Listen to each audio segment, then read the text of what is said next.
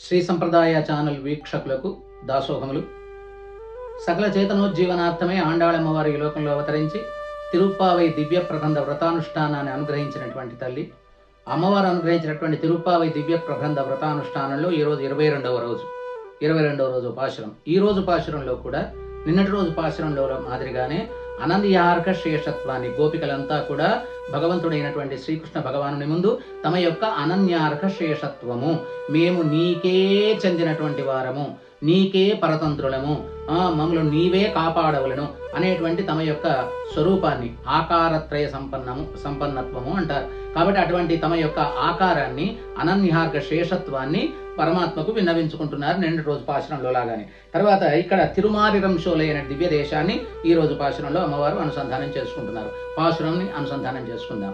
అంగణ్మాణ్యాలత్తరసెర్ అభిమాన పంగమాయి వందు నిన్ పళ్ళిల్ కట్టిల్ కీழே செங்கமிருப்பார் போல் ஒந்து தலை பெய்தோம் கிங்கிணிவாய் செய்த தாமரை பூப்போலே செங்கண் சிறுச்சிறிதே எம்மேல் விழியாவோ திங்களும் ஆதித்யன் மெழுந்தார் போல் அங்கனிரண்டு கொண்டு எங்கள் மேல் நோக்குதியேல் எங்கள் மேற்சாபம் ఇజందేలోరెంబావాయ్.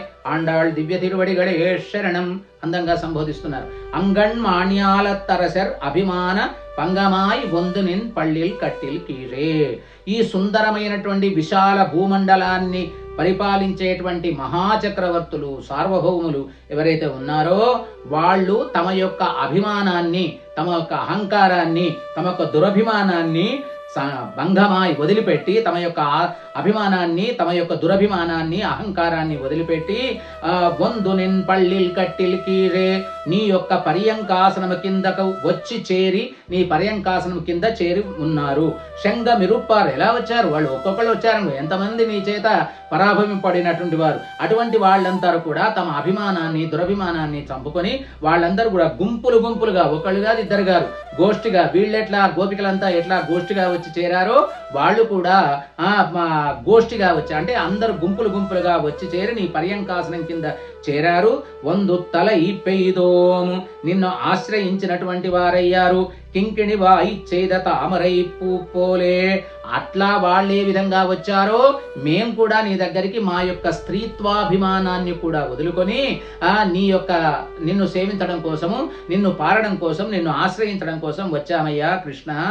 నీవు అనుగ్రహించవలసినది. నీ అనుగ్రహం ఎలా ఉండాలి?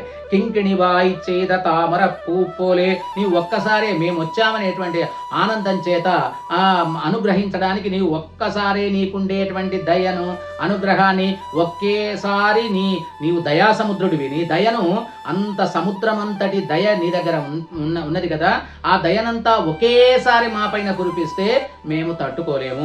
ఆ దయను ఈ విధంగా మేము కోరిన విధంగా నీవు దయను కురిపించవలసినటువంటిది, నీ దయను మా పైన వర్షింపవలసినది అని కోరుతున్నారు. కింకిణి వాయి చేద తామర పూపోలే, ఎట్లాలే గజ్జె వలె చిరు గజ్జె ఉంటుంది కదా, ఆ గజ్జె ఏ విధంగా ఉంటుంది అంటే మధ్యలో గజ్జె మధ్యలో ఒక బిందువు, తర్వాత ఇటు అటు సగం తెరవనట్టుగా ఉంటుంది. అట్లా తెరిచి గజ్జె వలె సగము వికసించినటువంటి, సగము మూసుకున్నటువంటి తామరై పూపోలే, తామర పువ్వు వలె పూపోలే శంగణ్ చిరిచిరిదే ఎమ్మేలు, కెంజాయ వంటి నేత్రములు, ఎర్రని నేత్రములు కలిగినటువంటి ఓ స్వామి, ఎమ్మేల్ విడియావో, మా మీద కొద్దిగా నీ దయనంతటిని ఒకేసారి కాకుండా మేము అనుభవించేదగ్గ, మేము తట్టుకునేటట్టుగా నీ దగ్గర ఎంతో దయ ఉన్నా మేము అనుభవించేటువంటి పద్ధతి లోపల కొద్దిగా ఆ విధంగా మా పైన నీ కరుణా కటాక్షం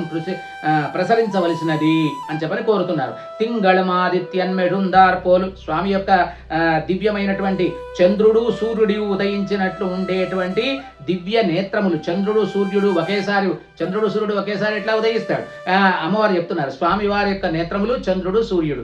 ఆ చంద్రుడు సూర్యుడు ఒకేసారి ఉదయించినట్లుగా ఉండేటువంటి అంగని రెండు కొండెంగళియలు, చక్కని దివ్యమైనటువంటి రెండు నేత్రములు కలిగినటువంటి ఓ స్వామి, ఆ కళ్ళతో ఆ కళ్ళు తెరిచి నోక్కుదియేల్, మమ్మలను కటాక్షించినచో ఆ కొద్దిగా ఆ కరుణా కటాక్షాన్ని మా పైన కురిపించినచో ఎంగళ్ మేర్షాపం ఇడిందు, మా యొక్క సర్వ పాపములు మేము చేరుకోవడానికి ఉండేటువంటి మా యొక్క ప్రతిబంధకములు ఏవైతే ఉన్నాయో, మా పాపములు ఏవైతే ఉన్నాయో, మా యొక్క శాపములు ఏవైతే ఉన్నాయో, ఇవన్నీ కూడా తొలగిపోయి మేము కృతార్థులమై నిన్ను పొందగలము.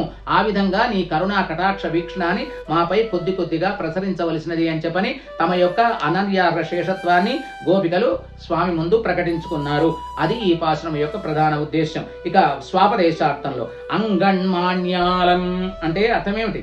పాంచభౌతికమైనటువంటి ఈ యొక్క శరీరము, అరశర్ జీవాత్మలన్నీ కూడా అభిమాన భంగమాయ్ తమ యొక్క అభిమానాన్ని, తమ యొక్క దురభిమానాన్ని, నేను నాది అనేటువంటి ఆ దురభిమానాన్ని అంతా కూడా అభిమాన భంగమాయ్ దాన్ని చంపుకొని దాన్ని వదిలిపెట్టి సత్సాంగత్యం చేయగా ఈ అహంకార మమకారములనేటువంటి వాటిని కూడా పూర్తిగా వీడినటువంటి వారివై విడగొట్టుకొని శంఖ మిరుప్పార్పోల్ శంఖమును బోలినటువంటి పాంచజన్య స్పర్శ చేత సర్వజ్ఞత్వమును పొందడం కోసమని చెప్పి మేము సరియైన జ్ఞానము పొందడం కోసమని పెయ్దోం తలయ్యల్లాల్ కైమారలేనే అనే విధంగా మేము నీకు ఆచార్యవర్య ఆత్మార్పణము మమ్ములను మేము నీకు అర్పణము చేసుకున్నాము, మేము నీకే చెందినటువంటి వారము, నీవే మమ్మలను ఉద్ధరించవలసినటువంటి వాడివి అని చెప్పని ఆచార్యులను ప్రార్థిస్తున్నారు. కింకిణి వాయి చేద తామరై పూపోలే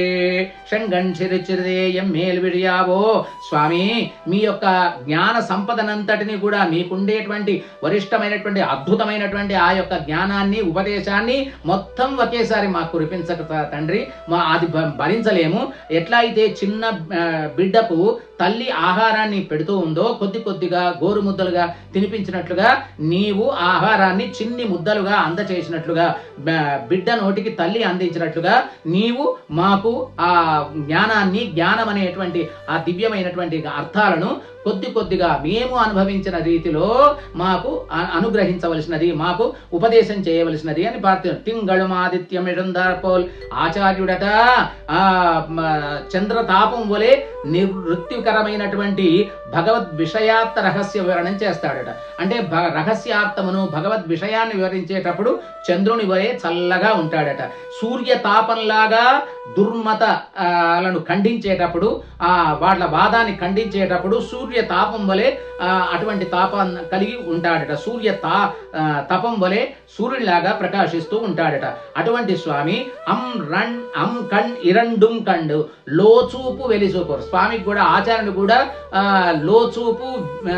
లోచూపు అంటే అంతర్గతమైనటువంటి జ్ఞాన చక్షువు, బాహిరమైన చక్షువు, ఈ రెండూ కలిగినటువంటి వాడు. అటువంటి ఆచార్యుడా, ఉత్తమమైనటువంటి ఆచార్య, ఎంగళ్ మేర్ నోక్కుదియేల్ మమ్ము నీవు అనుగ్రహించినచో, మమ్ములను ఈ యొక్క జ్ఞానోపదేశంతో మమ్మలను అనుగ్రహించినచో ఏక ఏవ గురో దృష్ట్వా ద్వాభ్యాం వాపి లభేతి యత్ నత్తత్తపి శృభి దృష్టాపి సహస్రేణాపి కస్యచిత్.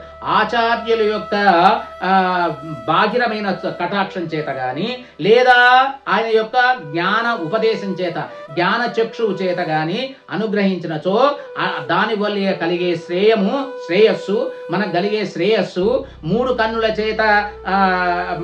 కన్నులు కలిగినటువంటి శివుని యొక్క అనుగ్రహం చేత గాని, దాదా 8 బ్రహ్మదేవుడు 8 కన్నులు కలిగినటువంటి బ్రహ్మదేవుని చేత గాని, ఆ తర్వాత పరమ పురుషుడు 1000 కన్నులు సహస్రశీర్ష పురుష అని చెప్పని పరమ పురుషునికి 1000 కన్నులు అనంతములైన కన్నులు కదా, అటువంటి అనంతములు కన్నులు కలిగినటువంటి పరమ పురుషుని యొక్క కటాక్షం చేత గాని కలుగదు అని చెప్పంటే ఈ ముగ్గురి చేత కలిగినటువంటి ఆ దివ్యమైనటువంటి శ్రేయస్సు మనకు ఆచార్యుడైనటువంటి ఆ జ్ఞాన చక్షువు కలిగినటువంటి ఆచార్యుని యొక్క కటాక్షం చేతనే మనము ఇంత లాభం పొందగలము, అంటే ఉజ్జీవనం పొందగలము అని చెప్పని ఈ పాశురం చేత చెప్పబడుతున్నారు. ఇది శ్రీ వేదాంత దేశికుల వారు తమ యొక్క గ్రంథంలో సెలవిచ్చినటువంటి విషయం. అటువంటి శ్రేయస్సు కలుగుతుందని చెబుతూ ఉన్నారు. ఆచార్యుని యొక్క దివ్య కటాక్షం చేత మనం అంతటి శ్రేయస్సును పొందగలము. ఆండాళ్ దివ్య తిరువడిగడే శరణం. ఇంతటితో ఈ పాశురం యొక్క అనుసంధానం సమాప్తం.